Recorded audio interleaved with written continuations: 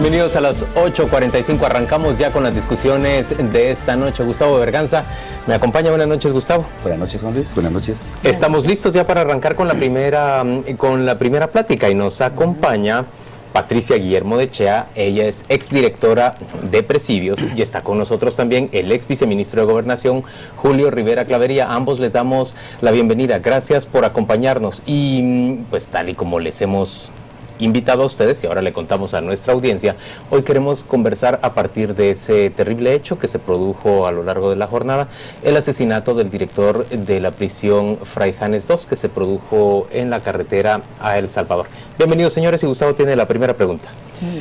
¿A qué atribuyen ustedes toda esta inseguridad que hay para los directores de penales?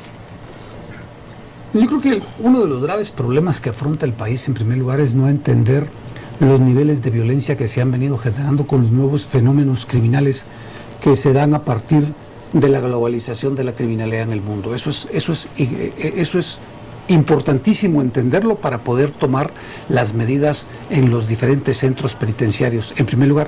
Pero en segundo lugar, el gran problema del sistema penitenciario es que no solo no tiene los recursos, es anacrónico, obsoleto, viejo, no sirve para un carajo, y por lo tanto los niveles de violencia que se manejan hoy con las estructuras criminales que son capturadas son sumamente altos, lo cual implica que ustedes hay que tener hoy por hoy cárceles de máxima seguridad, pero en el sentido de cárceles de máxima seguridad, con una infraestructura moderna, con la tecnología necesaria y con el personal humano capacitado.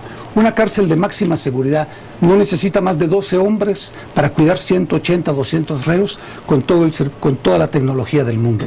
Necesita efectivamente plantear la clasificación como parte fundamental de los centros preventivos y los de sentenciados. Y algo que es importante y fundamental, pensar realmente en la rehabilitación y la reinserción social. La realidad es que hoy por hoy el sistema penitenciario no cumple absolutamente con nada de lo que la ley dice. Pero con todas esas condiciones que plantea Julio Rivera, con las que uno no puede sino estar de acuerdo, lo cierto es que hoy el director de Fray Janes II viajaba en unas circunstancias de gran inseguridad para sí mismo. Cuando uno piensa que el director de una cárcel como Fray Janes, que tiene a reclusos de gran peligrosidad, debería contar con alguna medida de protección, ¿no? Por supuesto, yo creo que como bien apunta el licenciado Rivera Claverí, el tema es que no se tienen los recursos suficientes como para poder mejorar nuestro sistema penitenciario, mucho menos para poder proveer a sus funcionarios de una protección debida. Creo que en el sentido de decir, bueno, un director tiene una protección, pero ¿qué pasa con los mandos medios? ¿Qué pasa con estos directores de centros penales que están ahí sí que expuestos en cualquier momento a que sean afectados en su integridad? Es sumamente lamentable que una vida humana termine de esa manera, y hemos tenido casos también patéticos en años anteriores en donde también directores de centros penales del sistema penitenciario han sido asesinados. Ahora, ¿cuál es usualmente el equipo o el grupo que se le da de protección a un director de un penal? La realidad es que no se les da. ¿No se les da? No se les da porque no hay recursos. Es decir, implementar un sistema de seguridad para el sistema penitenciario, valga la redundancia, implica recursos. Y la realidad es que normalmente en el gobierno, en los diversos gobiernos, no se invierte en el sistema penitenciario porque se parte de algo que es fundamental. Nadie quiere invertir en cárceles porque al final no son redituables ni políticamente, y la gente ni siquiera lo piensa. Incluso invertir en cárceles puede considerarse impopular. Es correcto. Entonces yo creo que eso es lo primero que hay que tener absoluta claridad. Hay que invertir altas cantidades de dinero, porque los fenómenos criminales que manejamos en Guatemala son altamente peligrosos. Pero, a ver, no se puede pensar en un funcionariado público que esté expuesto de la manera en que se encontraba hoy, por ejemplo, el director de Fray Janes II, y pretender nosotros como sociedad que más gente quiera seguir brindando ese servicio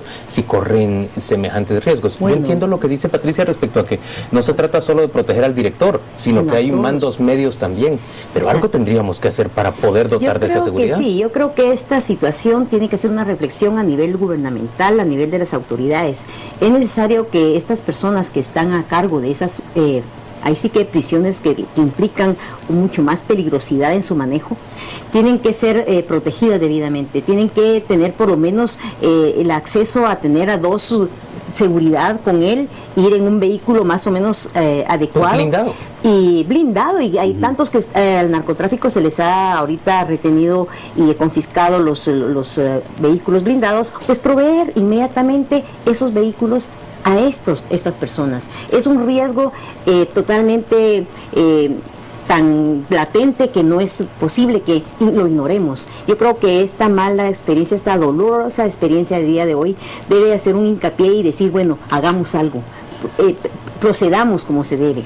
Y yo creo que esta es una pauta para que en este programa pues lo escuchen algunos de las personas que están encargadas de la seguridad del sistema penitenciario, y además las altas autoridades como el ministro de Gobernación, para que procuren asignar elementos inmediatamente ya a estas cárceles de alta peligrosidad, como son sus funcionarios, protegerlos, y luego ahí en el parqueo del Ministerio Público, vehículos que se le han confiscado a este narcotraficante que está ahorita en proceso y que ya está en proceso de extinción de dominio, y bueno, que se tomen ya esos vehículos y se les entregue.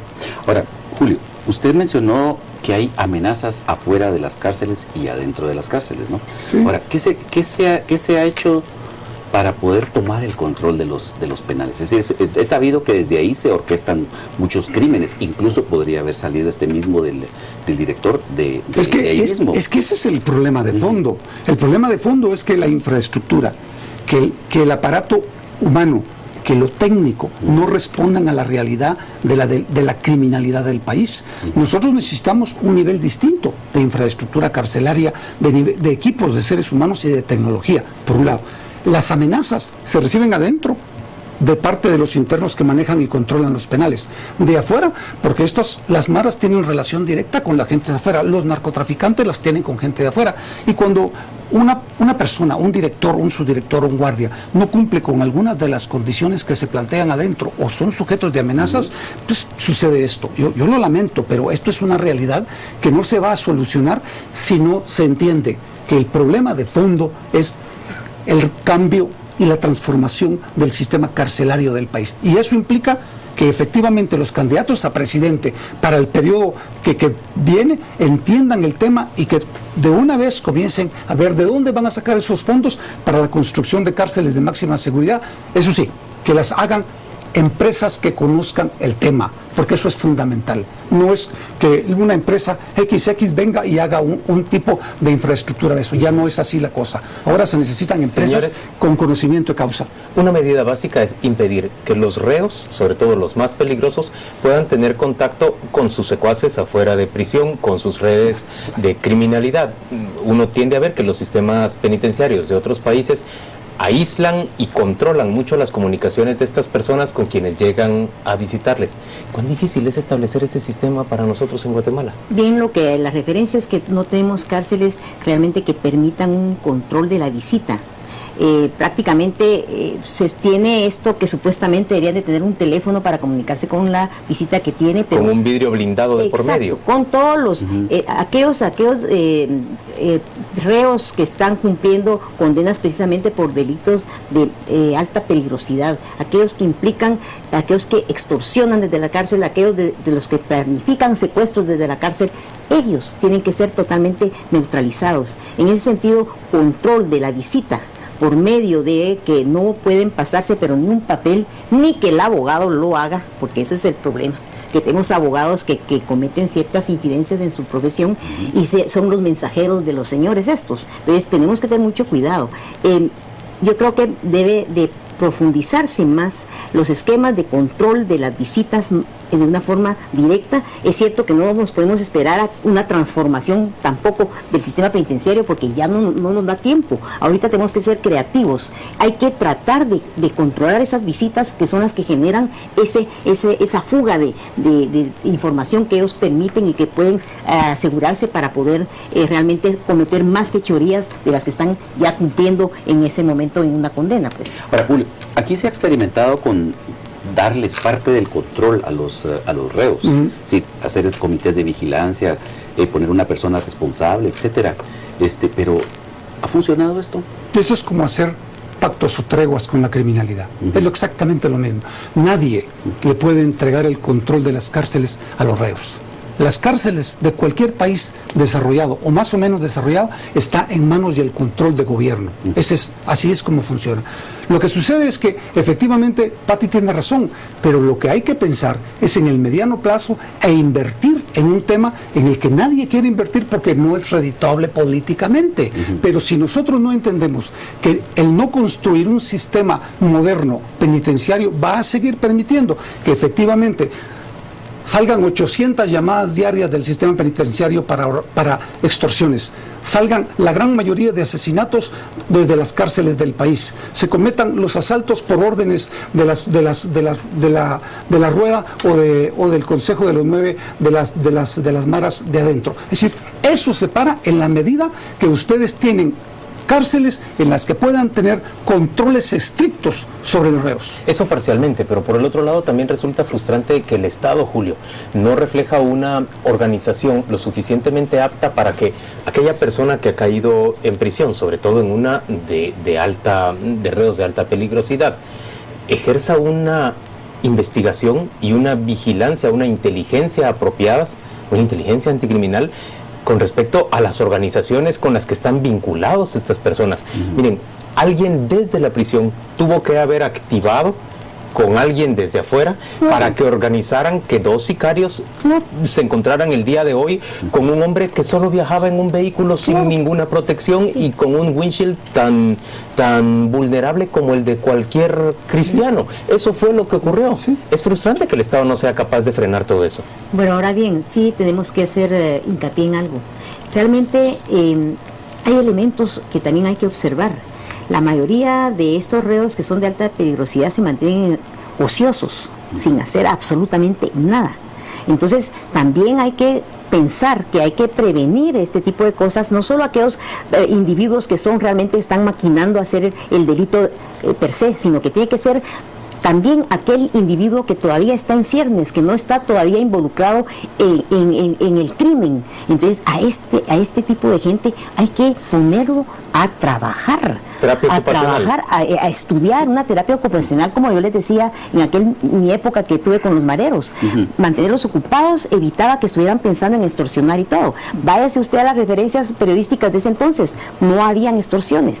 Fue dejarlos totalmente abandonados, quitarles su música, pues claro, esa es una cosa que a ellos les encanta, quitarles cualquier tipo de entretenimiento y hacerlos ociosos y estar pensando totalmente en el crimen. Patricia, pero déjeme decirle algo, en este momento, por la vía de Twitter, hay personas que ejercen crítica respecto de esas medidas que en aquella época usted tomó.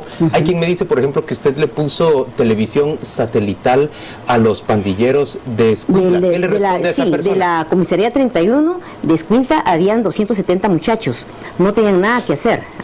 Entonces, cuando llegué, había un muerto cada semana. O sea, había un conflicto. Sí, era una cosa espantosa. Había mucho estrés, no hacían nada. Entonces les puse en circuito cerrado para que solo estuvieran viendo canales educativos, Discovery Channel, todos los que fueran solo para que ellos estuvieran observando canales educativos.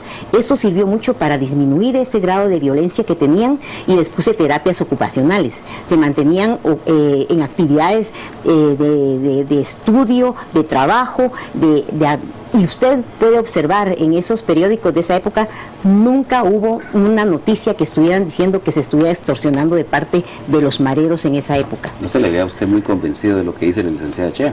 Yo creo que Patti tiene razón en el sentido de que uno tiene que tomar cualquier medida en el tema de la reinserción y la rehabilitación. Pero yo me apunto por las cárceles de máxima seguridad. 23 horas dentro de la celda por 1 de sol, con controles exhaustivos en los que los privilegios se ganan. En los que usted quiere visita familiar, va a ganársela. En los que usted quiere... Cumpliendo con un reglamento. Correcto, un manual, como en cualquier lugar del mundo. Miren, a los internos de alta peligrosidad no se les puede trabajar, no se les puede pensar como angelitos bajados del cielo. Por favor, esa gente es capaz de absolutamente cualquier cosa. Por lo tanto, los controles son vitales. Yo insisto, las cárceles de máxima seguridad modernas es la única forma de poder controlar la criminalidad. Y si tenemos esa oportunidad en los años venideros, verán ustedes que los niveles de violencia y de criminalidad van a bajar en el país. Porque el 60% de los delitos que yo les mencioné se producen dentro de las cárceles de este país, con la anuencia en muchos casos de funcionarios medianos y pequeños de las propias cárceles, porque los niveles de corrupción son muy altos. Y eso no decirlo es caer en la trampa de estar avalando situaciones que no hay por qué avalarlas. La corrupción ha permeado las instituciones y especialmente el sistema penitenciario. No de ahorita, desde hace muchísimos años. Bueno, yo sí me refiero a algo más práctico, o sea, y concreto. La legislación guatemalteca, nuestro régimen legal, nos establece ciertos parámetros de cumplimiento y de cómo se deben de tratarse a los privados de libertad. Es cierto que lo que dice Julio es correcto, hay algunos elementos, o sea, algunos individuos que sí deben de ser tratados con un régimen tan drástico como él lo dice, pero yo pienso también en algo muy importante: no esa regla es general. Tenemos que ver también aquellos delincuentes, aquellas personas que han cometido un crimen, que tienen un grado de posibilidades de rehabilitarse. Usted dice que la cárcel de alta seguridad no es aplicable para todos, eso es lo que nos está diciendo. Exacto, yo pienso que no se debe pensar en ese esquema de decir, bueno, vamos a reglamentarlos y hacer esto y todo, no. Eso debe ser para un cierto grupo reducido, porque no estamos hablando que todos sean de 400 internos. Pues sí, que hay que tenerlos en máxima seguridad. Exacto, pero controlados, como usted dice, ¿verdad? Con todo lo que pueda haber. Pero sí tenemos que cambiar la idea entonces de que vamos a reprimir y hacer que nadie pueda ni siquiera tener acceso a tiene un contrapunto del César Rivera. Yo les digo, en la ley del sistema penitenciario en estos momentos, desde que fue creada en el 2005, ha sido totalmente infuncional. El régimen progresivo no ha funcionado. No se cumple con la reinserción, no se cumple con la rehabilitación, no hay ni siquiera cómputo de las penas. Pero no es culpa de la corrupción de quienes administran el sistema. No es la norma, no es la norma jurídica la que está fallando. Está fallando. O falta voluntad de quienes dirigen. Exacto, falta la infraestructura, falta totalmente una serie de elementos, incluso recursos económicos. Voluntad y luego la decisión de llevar a cabo ciertos cumplimientos específicos que la ley del régimen penitenciario establece. No es una ley mala, simplemente no ha habido la posibilidad de implementarla debidamente, pero nos da un marco conceptual de referencia que se debe de respetar. Y yo creo que, y ante todo, cómo poderlo aplicar. La norma jurídica no es mala, simplemente necesitamos ponerla en práctica, y no es una cuestión que sea tampoco otra ciencia. Ahora, actualmente la separación de los reos es por el nivel de las penas y por el tipo de delito. Sí, los de la alta peligrosidad se supone que son los que han asesinado, hecho cosas terribles, pues. Ahora, pero ¿cómo se separaría a quien es susceptible de rehabilitación de quien no es susceptible de rehabilitación? De quien tiene que estar aislado. ¿Sería solo por la pena? No, la reincidencia también. Hay muchos elementos que tienen que evaluarse. O sea, lo que sucede es lo siguiente: ¿cómo van a rehabilitarse personas que realmente usted me dice, bueno, es un marero que descuartizó a un ser humano? Okay. Eso no hay rehabilitación. Realmente son gente que ya son patológicamente enfermas. Lo que usted tiene que hacer es aquellas personas que, pongamos siempre mareros, que se han iniciado en actividades delictivas con la mara, esos son susceptibles de rehabilitar. Julio Rivera, cierra tu comentario. Yo insisto, la ley es muy bonita, es una buena ley, pero yo creo que las leyes deben de hacerse para ejecutarse, para cumplirse. La ley ha sido infuncional desde el 2005 a la fecha, y es un lindo marco conceptual, pero hasta ahí. Entonces yo creo que el problema del país es cómo resolvemos un problema que afecta a la población en general. Y es correcto, yo creo que las cárceles deben de ser, en los niveles altos de peligrosidad, tienen que ser estricto el cumplimiento. Comparto con ella el otro criterio.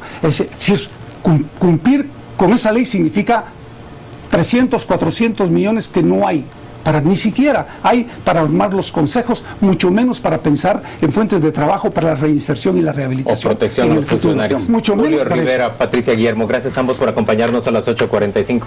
Vamos a la pausa comercial, volvemos dentro de muy poco para hablar sobre esa vista pública en la que comparecieron hoy la fiscal general y Ricardo Sagastume en el amparo que dice que el mandato de la fiscal concluye en el mes de mayo.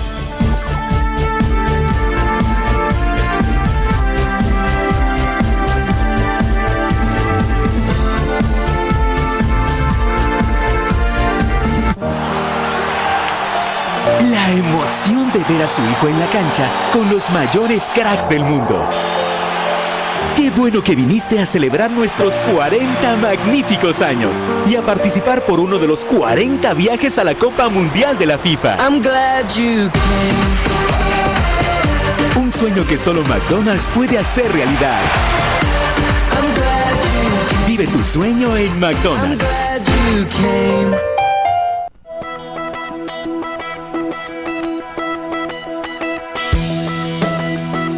Azúcar de Guatemala, comprometida con el Estado, contribuye permanentemente a alcanzar los objetivos de desarrollo del milenio.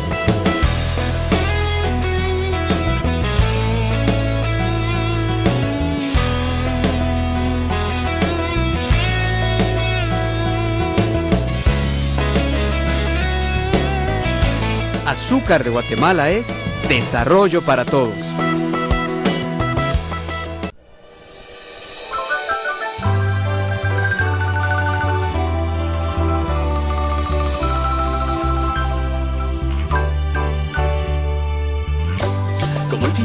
Yo de mi tierra, lugar de fe y cosas muy bellas, lugar que me dio el primer respiro, en aquel pueblito me vio nacer. Mi vida está en esta bella tierra, de gente linda, de gente buena, y por el resto de mis días quiero gritarle al mundo que no se olvida de dónde se viene, es como un vientre, es tierra que te vio crecer, no se olvida de dónde se viene.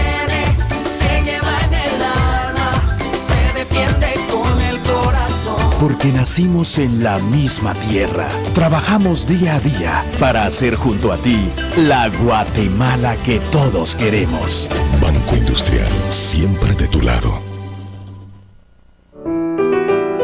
Pasión por la vida es brindar esperanza a nuevos corazones.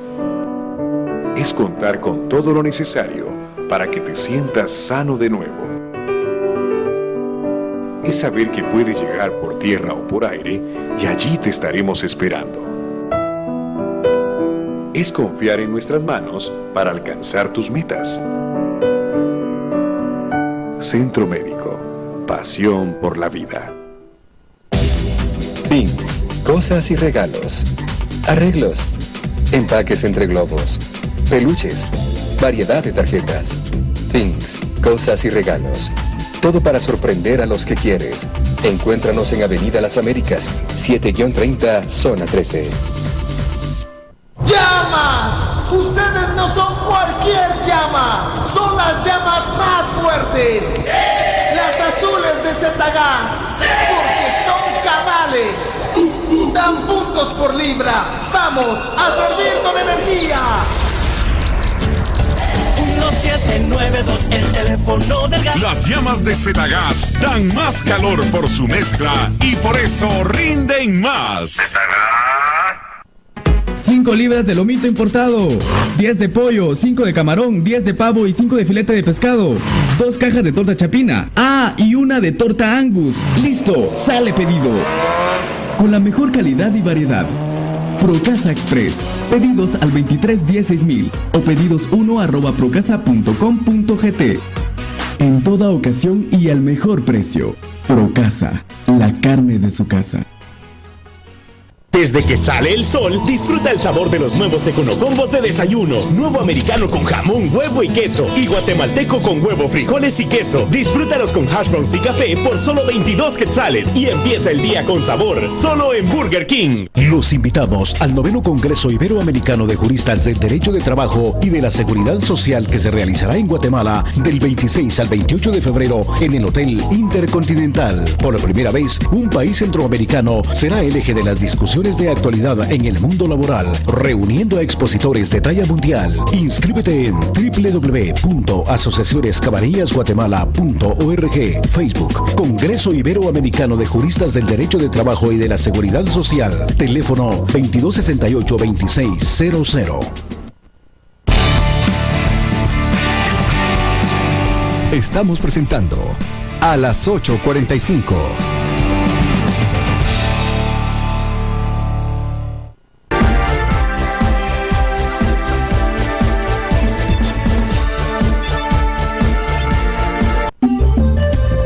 Zetagás 1792, el teléfono del gas, presenta este segmento. En las 8:45 hemos vuelto ya para conversar en torno a esa vista pública que se desarrolló hoy ante la Corte de Constitucionalidad. La fiscal general, Claudia Paz y Paz, y el abogado Ricardo Sagastume comparecieron para ofrecer cada uno sus argumentos en el amparo que habrá de resolverse en definitiva por parte de la Corte respecto a si en realidad el amparo se refiere a la falta de acción del Congreso de la República tiempo atrás, porque ya desarrolló esa acción en el Congreso, para iniciar la comisión postuladora de aspirantes a fiscal general.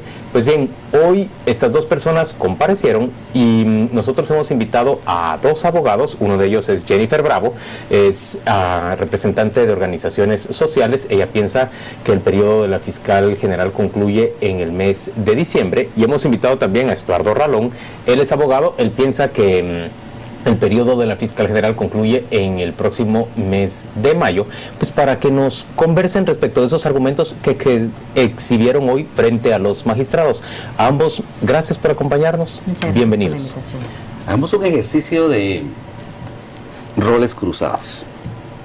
A ver, Estuardo, ¿cuáles son los argumentos que presentó la fiscal para hacer avanzar su caso?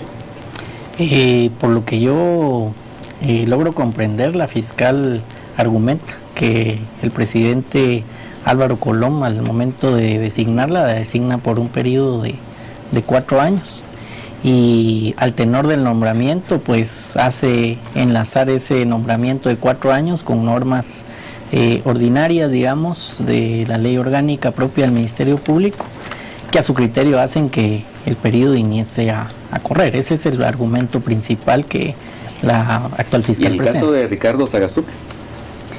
Prácticamente el amparista en el día de hoy hizo alusión a los argumentos en el cual él sustenta su postura, en el sentido de que considera que el periodo de la doctora Claudia Paz y Paz debe culminar en el mes de mayo. Argumentos que desde el punto de vista, desde su concepción, él considera que se está vulnerando un derecho constitucional y que en tal sentido pues le atañe como ciudadano de ejercer su debido derecho de expresión. Jennifer, ¿y usted por qué piensa que el periodo de la fiscal general concluye en el mes de diciembre? ¿En qué basa usted su argumentación?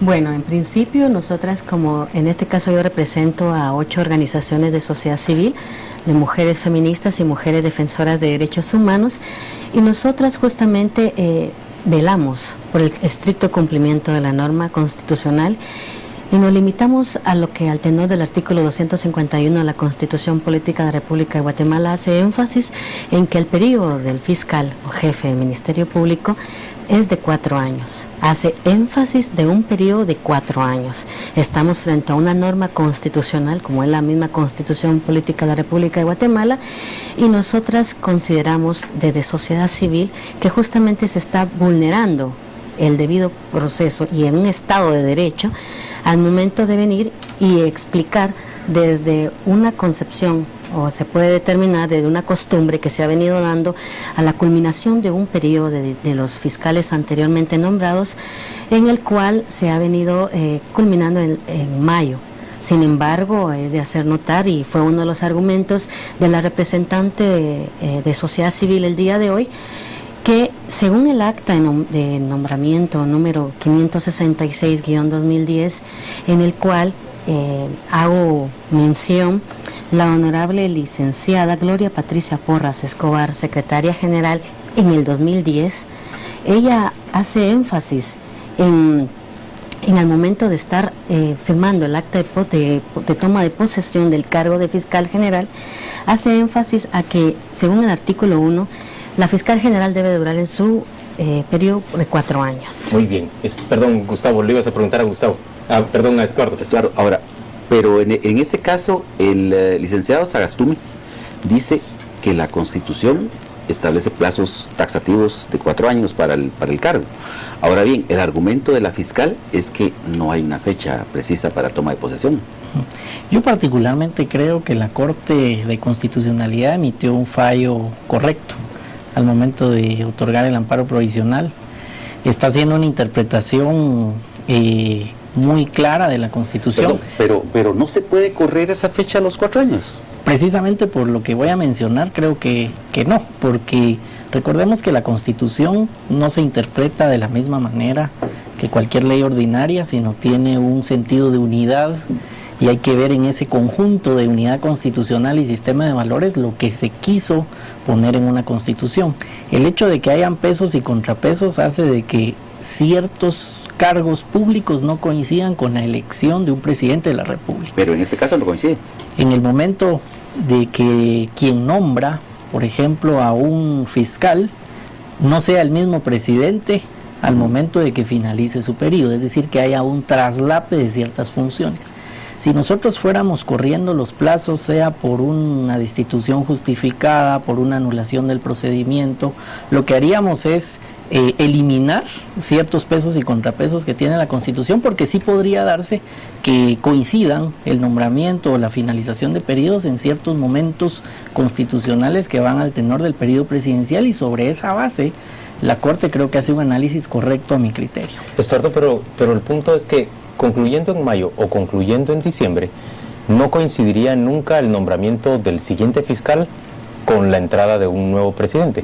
Yo lo que creo es que sería un mal precedente si, digamos, resolviéramos al tenor de que no sería o no cambiaría, por así decir, el presidente en estos momentos, porque estaríamos marcando un precedente de que se pueden correr los plazos de 4 años. Pero y si bien en este caso son 7 meses, ¿qué pasaría si hubiera sido o sería un plazo mayor en un caso futuro? Porque recordemos que acá no es por quién ocupa el cargo. La interpretación que la Corte tiene que hacer es, no importando quién sea la persona que ocupe el cargo, que correctamente sean los 4 años. Y recordemos que fue la misma Corte de Constitucionalidad la que, cuando anula el proceso del licenciado Conrado Reyes, que ya había tomado posesión de fiscal, en su propia sentencia dice que son válidos todos los actos que él ha tomado como fiscal general, es decir, valida la gestión que se ha hecho en el cargo, por lo que nunca estuvo vacante el puesto, y el cómputo de los 4 años que el nombramiento de la fiscal lo menciona, es el único en la historia del Ministerio Público en donde un presidente ha nombrado específicamente el plazo de 4 años, sino que únicamente pues lo nombra como fiscal. En este caso fue diferente, y si se cometió un error por parte del presidente Colom, no quiere decir que debemos interpretar en forma distinta la Constitución. Ahora, en el caso de la anulación, la fiscal sostiene que anulación es echar por tierra todo el proceso. ¿No es así? Así es. Pero, sin embargo, tenemos el argumento aquí de Estuardo, de Estuardo Ralón, que dice que eso no puede ser de todos modos así, porque al final de cuentas se respeta el inicio del periodo del anterior fiscal. Bueno, considero que es necesario aclarar aspectos muy importantes, y efectivamente nosotras a lo largo de la investigación que hemos realizado para poder el día de hoy presentar los argumentos que consideramos válidos, y más que todo nosotras consideramos importante el restablecimiento de un Estado de Derecho. La doctora Claudia Paz hacía énfasis hoy en su argumentación que justamente no se está haciendo valer por ella a sí misma como persona, porque algunas personas consideran o malinterpretan que efectivamente ella quiere continuar en el cargo. Pero el licenciado Sagastume también dice que no está promoviendo esta acción porque se trate de Claudia Paz y Paz, sino simplemente por la necesidad de hacer respetar un plazo constitucional. Es decir, el argumento de las dos partes es similar, semejante. Exactamente. Sin embargo, lo contradictorio es efectivamente en estas actas de toma de posesión. Es necesario traer a colación estas actas de toma de posesión porque la misma ley en este caso la ley orgánica del Ministerio Público y la misma ley de comisiones de postulación hacen énfasis a estas elecciones y el periodo justo que hace al tener el artículo 251 mención que es de 4 años. Sí, yo tengo una pregunta. ¿Está todavía la Corte por resolver el amparo definitivo? Correcto. Así es. Pero ¿acaso el amparo no perdió ya materia si la omisión que se le reclamaba al Congreso de la República ya dejó de existir porque el Congreso ya nombró a la comisión postuladora? ¿No perdió ya materia el amparo? En ese sentido es importante también mencionar que ha existido ciertas acciones de amparo presentadas por el abogado Ricardo Sagastume y hizo alusión a 2 amparos. El primer amparo que él interpone el 9 de enero, posteriormente renuncia el 1 de febrero, seguidamente interpone otra acción de amparo el 27 de enero y efectivamente la Corte de Constitucionalidad el 5 de febrero otorga el amparo provisional. Sin embargo, el 3 de febrero la Corte de Constitucionalidad acepta el desistimiento que el mismo señor, en este caso el abogado Ricardo Sagastume, había desistido con anterioridad del primer amparo interpuesto. Estuardo, ¿se pierde o no se pierde la materia del amparo de fondo? Creo que no, porque no ha culminado el proceso de la comisión postuladora, es decir, no se ha consumado el hecho de que se conozca una nómina y se le pasa al presidente de la República, por lo que la Corte podría resolver en otro sentido, digamos, teóricamente. Yo sí creo que este proceso no ha sido un proceso normal, ha habido una injerencia, una presión internacional, declaraciones de funcionarios del gobierno americano presionando y manifestando su decepción incluso por resoluciones, y a pesar de ello la Corte, viendo que puede ser urgente o muy evidente que se viole o se rompa un cómputo de periodo constitucional, ha dado el amparo provisional, por lo que yo estimaría que la Corte lo que va a hacer es confirmar lo que ha metido en el amparo y continúa en forma normal el proceso de la comisión que ya se instauró el Congreso. Y tal vez la otra situación que creo que es lamentable es que el Congreso nunca hizo la consulta. Es decir, a mí me pareció bastante contradictorio que si tenían alguna duda no hicieran la consulta, y cuando se emite el amparo provisional muchos de los congresistas no llegaban a emitir su voto, lo votaban en contra porque decían tener dudas sobre el cómputo del periodo. Entonces, si yo tengo dudas sobre el cómputo de un periodo, tengo el derecho de consultar a la Corte, no hago la consulta y posteriormente no quiero cumplir el amparo provisional porque señalo dudas, es una actitud que creo yo que a los ciudadanos nos decepciona un poco. Estuardo, pero en el caso de las acciones de amparo se supone que la persona que interpone el amparo o la persona en el nombre de quien se interpone el amparo es directamente afectada. Es decir, en este caso, ¿en qué afecta al licenciado Sagastume Vidaurre la no elección, la ampliación del plazo o ese tipo de cuestiones? Yo creo que habiéndose consumado a efectos de que la ley de comisiones de postulación obliga a que con una anticipación se instale la comisión y ninguna de los órganos del Estado hizo la consulta, un ciudadano sí tiene un agravio, aunque no sea un agravio directo. Ciudadano. Incluso le quitaría el nombre. No es algo que tenga derecho el licenciado Ricardo Sagastume, sino cualquier ciudadano podría hacerlo ante la inoperancia, por así decirlo, de que no consultó ni el presidente, ni la Corte Suprema, ni el Congreso ante la duda. Entonces, al final, recordemos que el Congreso, que es la comisión que instaura, es representante del pueblo, y al ser soberano el pueblo, si hay un mandato constitucional que no se está cumpliendo, sí tiene legitimidad para poder imponer. Cualquier persona entonces podría interponer amparos por razones de orden público, de cumplimiento de plazos constitucionales. Si se han vencido los plazos y los organismos del Estado competentes se han quedado sin O de derechos sin respetar, por ejemplo. Habría que analizar caso por caso, pero en principio un ciudadano ante la inoperancia de sus representantes cuando ha vencido que Dios un plazo, proteja a la Corte si le cae una lluvia de iniciativas de amparo. Jennifer, la última pregunta, su expectativa es que la Corte revoque el amparo en el fallo definitivo. Esperamos que la Corte de Constitucionalidad emita su resolución, en este caso la sentencia, con una motivación fundada en derecho y que respete más que todo las garantías constitucionales y efectivamente que no se vulnere más el Estado de Derecho. Pero la fiscal ya fue a solicitar hoy ante el Colegio de Abogados su certificación para, aparentemente, esa es solo una inferencia nuestra, para iniciar el proceso que la llevaría a postularse de nuevo como aspirante a la Fiscalía General. Está en todo derecho como ciudadana y como abogada, y prácticamente la carrera que ella ha presentado y la experiencia y más que todo el establecimiento y el realce que le ha dado el Ministerio Público, la sociedad civil apoya en ese sentido a la doctora. Señores, gracias a ambos por acompañarnos, gracias Estuardo por venir a las 8:45, gracias también a Jennifer. Vamos a la pausa.